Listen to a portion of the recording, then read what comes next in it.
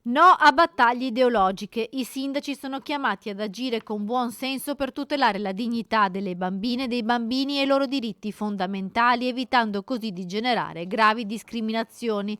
Sergio Giordani interviene con una nota ufficiale dopo la convocazione in prefettura sul caso delle iscrizioni all'anagrafe delle coppie arcobaleno. A Padova la registrazione all'anagrafe di figli e figlie di coppie omogenitoriali avviene da tempo e in città sono state richieste soprattutto da coppie di mamme. Il prefetto di Padova, Raffaele Grassi, però ha inviato a tutti i sindaci della provincia una circolare per invitarli a rispettare la sentenza della Cassazione che blocca i riconoscimenti anagrafici per i figli di coppie omogenitoriali nati con procreazione assistita.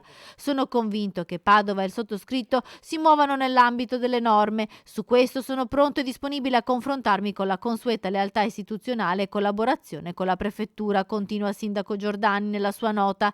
Si tratta di un tema che non dovrebbe essere piegato a battaglie ideologiche rispetto al quale nel paese esiste un serio vuoto normativo, chiude Giordani. La prefettura conferma che nei prossimi giorni una rappresentanza comunale dovrebbe incontrare a Palazzo Santo Stefano il prefetto per affrontare la questione che sta animando il dibattito pubblico. Sul tema è intervenuta anche Chiara Cuccheri, presidente di Arcigay Padova.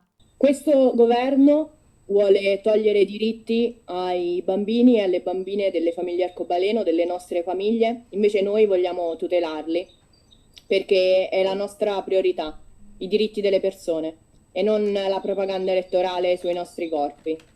E lo Stato deve essere garante di questi diritti e noi non ci fermeremo vedendoceli togliere. Le famiglie arcobaleno si erano trovate domenica davanti a Palazzo Moroni per un sit-in e ora potrebbero tornare in piazza qualora dalla prefettura fosse definitivamente imposto lo stop alle registrazioni anagrafiche per i figli delle coppie arcobaleno.